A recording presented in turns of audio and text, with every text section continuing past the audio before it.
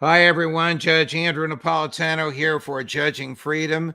Today is Thursday, March 28th, 2024. Patrick Lancaster, the intrepid, indomitable Patrick Lancaster, joins us live from Belgorod, Russia, where he just recently experienced bombing by the Ukrainian forces. Patrick, it's a pleasure, my dear man. You're so good to call us. You're so good to be so good and be so well. We're happy to have you here. Thank you, my dear friend.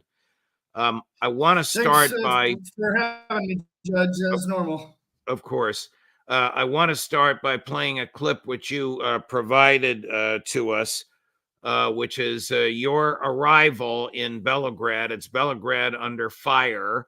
There are some parts of this clip that you're narrating.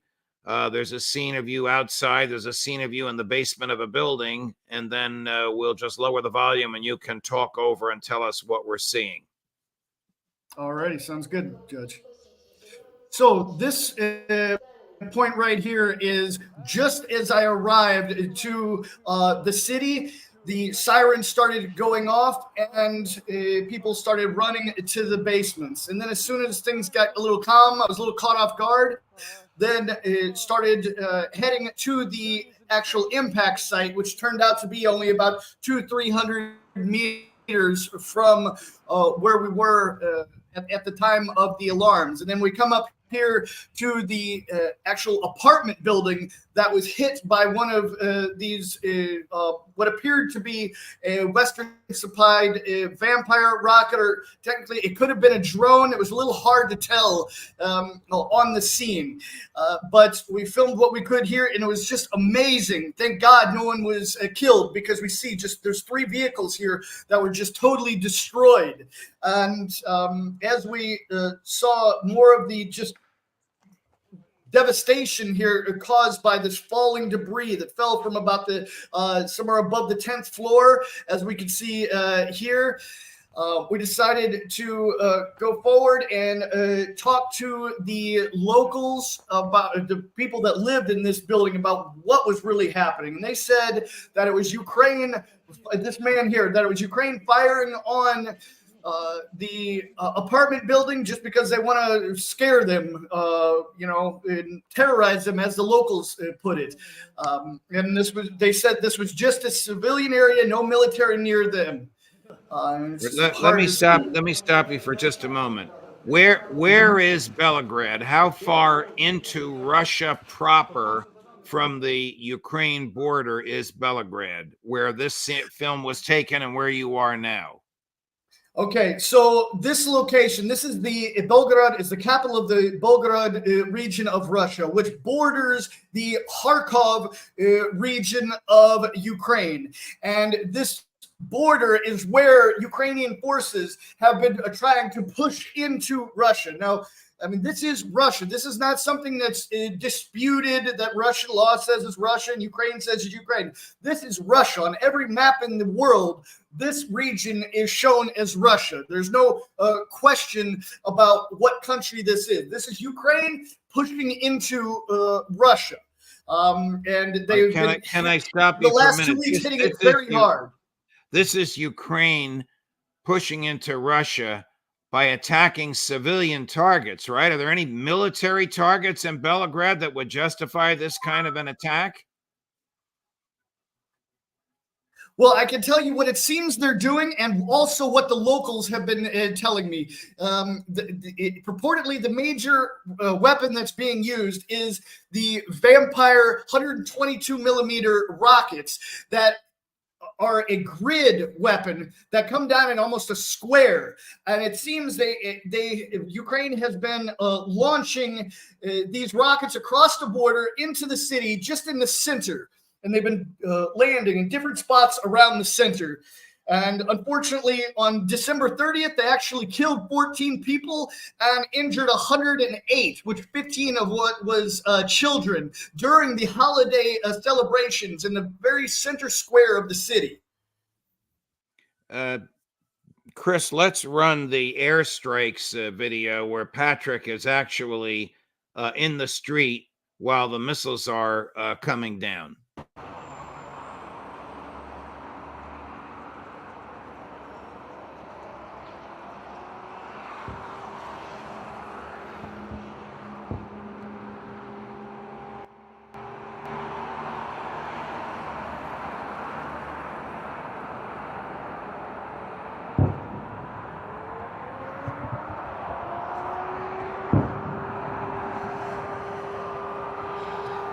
All right, so as you see, another evening of attacks on Belgorod, just over the center of, well, that's an incoming that hit, just over the center of the city. Anti-air is engaging Ukrainian rockets. Whoa. Building shook a little, windows shook a little on that one.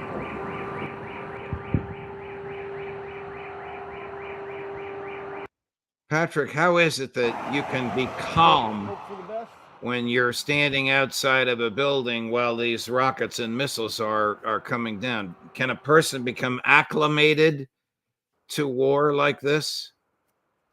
Yeah, unfortunately, Judge, it's, well, I mean, I guess it's fortunate in some situations, but I mean, I've just become a little bit numb to some of the situations, and you just use my head to react as much as possible in the right way to both cover the story and be safe.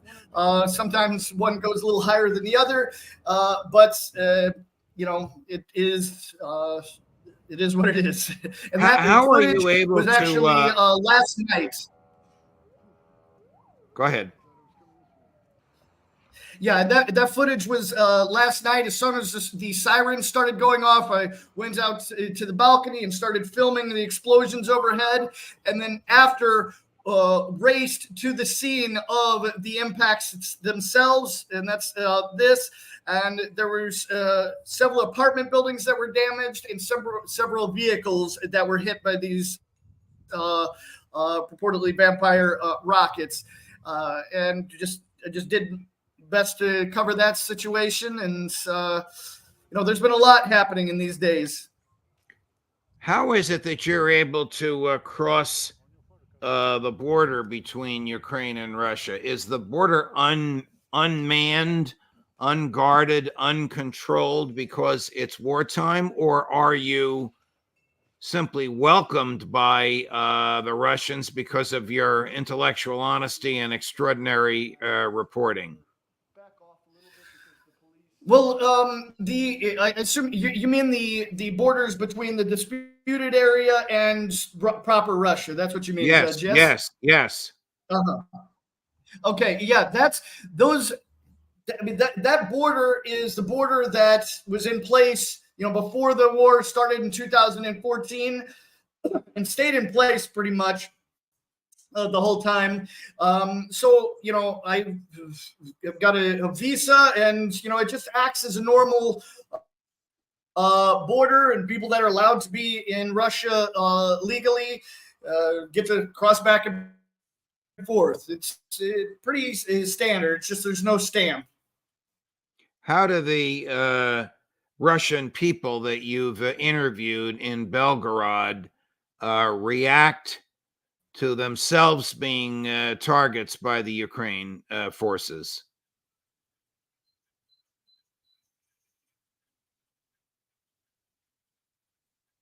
Guess we're freezing here for a little bit. There he is. Patrick, can you hear me?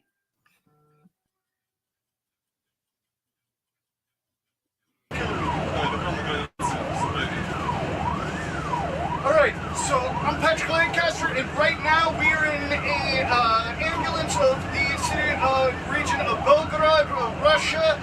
This is especially for medical disasters, and we are headed to the border, the front line between the Belgorod region of Russia and Kharkov region of Ukraine, where the intense fighting has happened and is happening, where Ukraine is pushing across, or attempting to push across the border.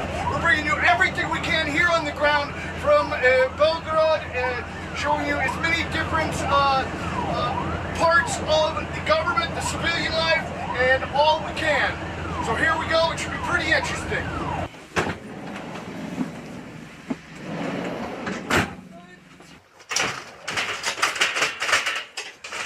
So we've arrived on site, literally just up the street from the Ukraine border in the front line.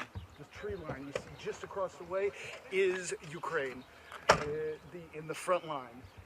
And They have brought the sick woman into the vehicle, and now we're headed back away from the front line. Patrick, are you back with us? Wow. Yeah, sorry about that, Judge. No. Quite all right. Quite all right. No need to be sorry. Your courage is second to none. I was asking you about your interviews with local Russians and their reaction or almost indifference or fearlessness to or terror, whatever it may be, to the incoming missile attacks from Ukraine. And do they wonder, why are they attacking us? We're a bunch of old people in a little city. Why are they attacking us? Well, honestly, the people of Belgorod are a bit new to the war. I mean, if we compare them to the residents of Donetsk or Lugansk, especially Donetsk, who have been living under this shelling, Ukrainian shelling for the last 10 years, they're not as acclimated to it as much. But I would have to say the people and the government are reacting very well, you could say. This is, out of all the cities I've been to in war zones in the last 10 years, I'd say this is the most prepared city, you could say. There's different structures in place for people to be a bit more safe. I mean, they've got first aid centers around the city almost every few hundred feet. They've got government-made shelters that are set up around the city in the most shelled areas, that when the siren goes off, as I said, they're farther enough away from the front line so the Russian radar picks up the rockets as soon as they head out. So there's a little bit of a break or a little bit of time where they can let the sirens go, and then people stop and they see these shelters on the side of the road, like here, and get out of their cars or run up to them if they're walking, run inside these, and they've got a few seconds to get a little bit safer. And these shelters actually save lives, and there's over 227 of these around the city. And each one of them has a sign on it showing the direction that the first aid center is. And every first aid center is just a few meters from the location or across the street or something like this. And inside many of these, I believe this one in particular didn't yet have it, but in other ones around the city, there's these signs that give directions on how to perform different first aid operations, like putting a tourniquet on or something like this. And they actually have QR codes where the people can, with their telephone, scan the QR codes, and then it gives a video instruction on how to save people's lives with this first aid equipment that's at these different first aid centers. All right, what are we looking at now? The inside of one of these shelters? Yes, this is the inside of one of these shelters, and it's literally only about 20 meters away. This is the square itself, where 14 people were killed on December 30th and 108 were injured by one of these rocket attacks. Wow. Are there signs of any Russian troops? There's surely no signs of Ukrainian troops there. Well, the heavy fighting is going on the border where Ukraine is trying to push across. And so, obviously there's troops there. I haven't yet been able to get to the fighting itself, but we'll see what happens in the next days. But there's intense fighting going on not far from here, that's for sure. What's the attitude of the people? That the government is doing the best it can to protect us, and the Ukrainians have no business here. I mean, this is Russia proper. This is not a disputed area that Ukraine claims is really Ukraine, and Russia says is under international law Russia. This is Russia proper. So let me restate the question. How extraordinary is it for the Ukrainians to be invading Russia proper? Well, it's pretty I wouldn't say surprising, because they did this 9 months ago when they tried to push across and were pushed back within hours. But for the last 2 weeks, they've been trying to push across the border. Russia says all the attempts have failed. And as of days ago, Russia claimed that there's been at least 3,500 deaths of Ukrainian soldiers that have been pushing across, or attempting to be pushing across. Now, the local population here just says that Ukraine is just randomly attacking civilians in the city, just launching and just not really caring where these rockets land. That's the opinions and what the locals say here that live in this city. And that's what it appears to be. So, we'll see but these are Western supplied weapons that Ukraine is using to attack this city and try to push into Russia proper. So we'll see what happens in the future. You've supplied us with another tape of an interview you did with one or more civilians. We're going to run that now, and then as it trails off, you can describe what's happening.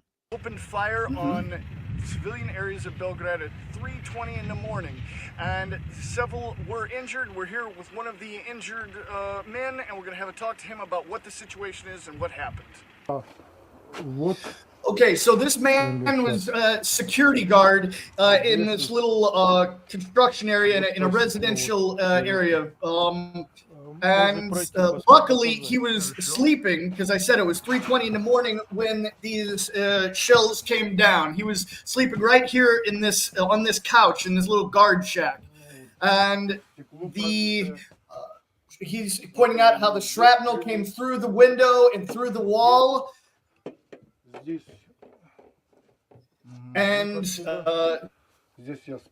then into that wall, and then also he's going to be showing how that piece of glass was broken and flew into his head and injured him. And now he's showing the actual impact site right next to that home there, where the Ukrainian rocket hit, destroyed that fence, and the shrapnel went through him. What the man said, because yeah. And then right here, I also just go through an overview of what he had to say. Is it unusual for the Ukrainians wantonly to be attacking civilians rather than targeting military assets? Yeah, I mean, it's very disheartening to see these people having to go through this here in this city and across the front line. But it seems that Ukraine is using civilians as a tool in this war, a weapon, by using weapons against civilians. I mean, there's no question that Ukraine has been targeting civilians and just randomly firing. So, I mean, if you're randomly firing in the center of a city, that's targeting civilians, and that's a war crime.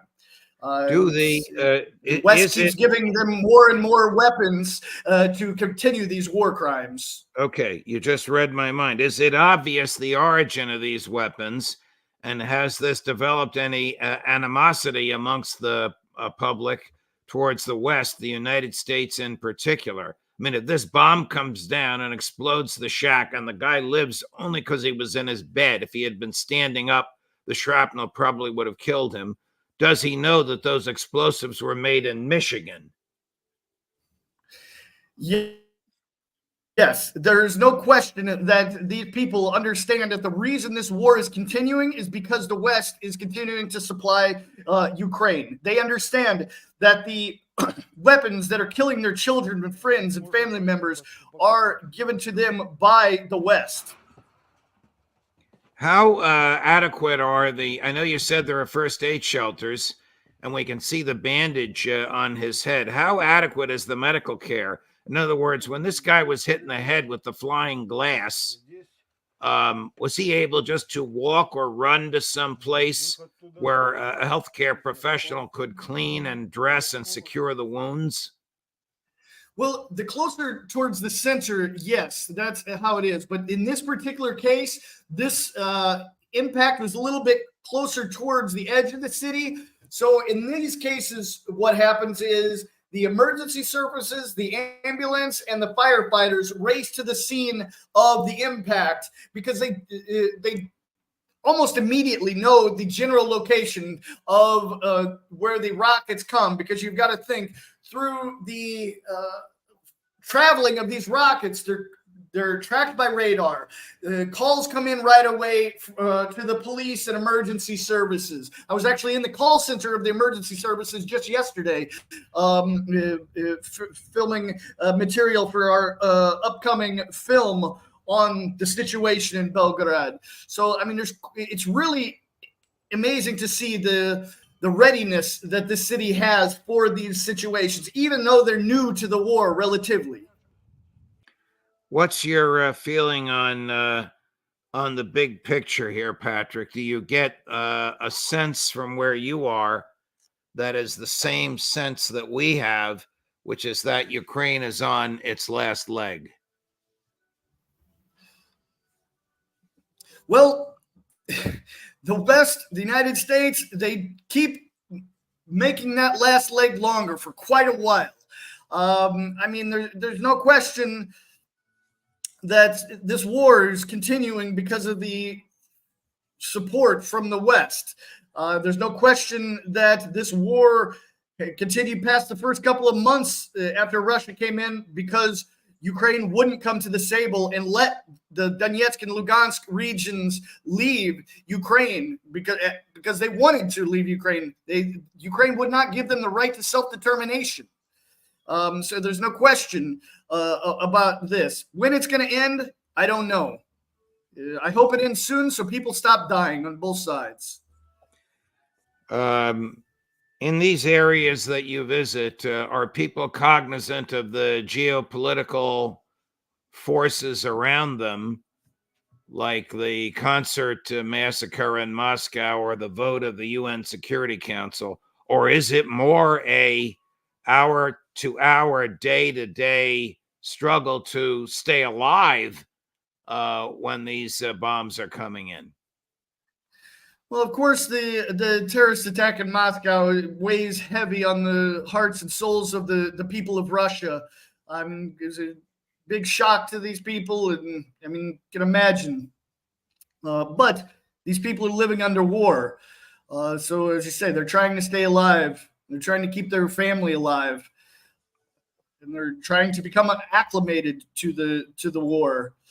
So they're taking one day at a time. Patrick, you remain a model of courage and intellectual honesty, and I don't know how else to say it. Thank you so much for calling us. Thank you so much for all you do. You know, we will post your materials as soon as you get them to us, because the world needs to know what's going on. Your eyes and ears are more intellectually honest than any of the Western media, Patrick. You perform a tremendous service for millions of people. Stay well, stay safe, and I mean this from my heart. Happy Easter to you, Patrick. Thank you, Judge. To you as well. And thanks for having me on. And I'm glad we can show the world a little bit of what they're not going to see in other places. You got it. And you'll be right back here as soon as you want to be. Thank you, Patrick. All the best. Thank you, Judge. Right. Well, when we prepared this day yesterday, we did not know that Patrick would reach us, I think, at 3 a.m. But just to remind you of the rest of the day, at 11 o'clock Eastern, Scott Ritter with the latest on the Moscow terror attack. At 1 o'clock Eastern, Ask the Judge, live interaction with me. Ask me anything you want about the U.S. Constitution or American law, or these topics that we cover on air. At 2 o'clock Eastern, Colonel Larry Lawrence Wilkerson, former chief of staff in the State Department and a fierce opponent of what's happening in Ukraine and happening in Gaza. At 3 o'clock, Kyle Anzalone of antiwar.com. And at 4 o'clock, we're pretending it's Friday. It's our intelligence community end of the week roundtable with the boys, Larry Johnson and Ray McGovern. Judge Napolitano for Judging Freedom.